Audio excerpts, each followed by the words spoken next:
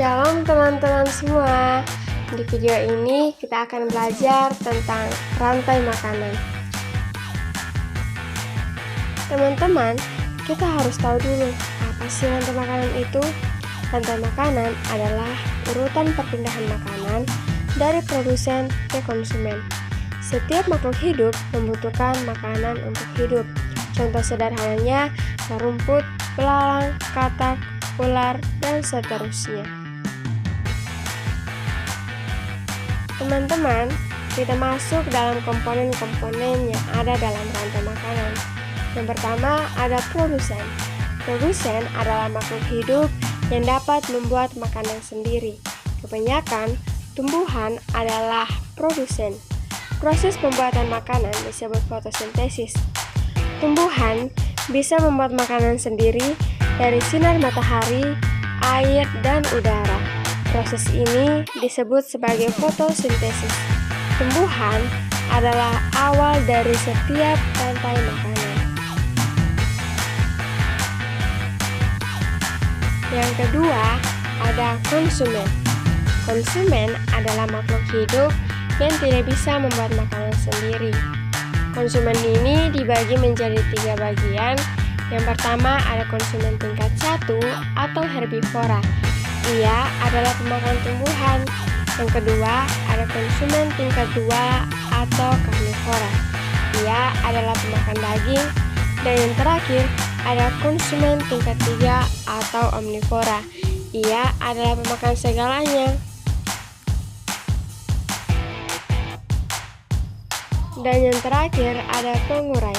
Pengurai adalah makhluk hidup yang dapat menguraikan sisa-sisa makhluk hidup yang mati. Contohnya ada bakteri dan jamur. Setelah makhluk hidup mati, mereka tidak hilang begitu saja. Ada makhluk hidup kecil yang bertugas menguraikan sisa-sisa mereka menjadi zat-zat yang bermanfaat bagi tanah. Mereka adalah pengurai. Nah, teman-teman, kita sampai pada contoh-contoh dalam rantai makanan. Yang pertama ada contoh rantai makanan di hutan. Contohnya itu ada rumput, belalang, katak, ular, dan elang. Rumput dimakan oleh belalang, belalang dimakan oleh katak, dan katak dimakan oleh ular, dan ular dimakan oleh elang.